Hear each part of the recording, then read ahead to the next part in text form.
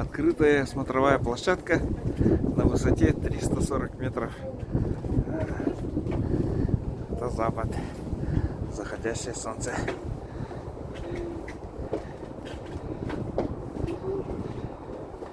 Здесь наверху еще лежит снег.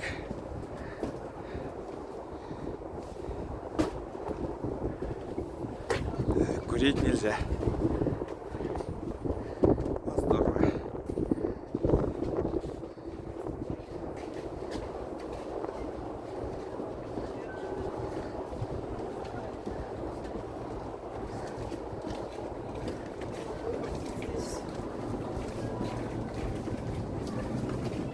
И все.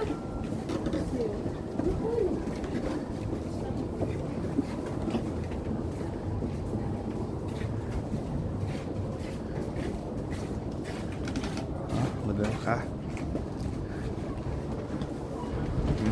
Здесь наледь осталось.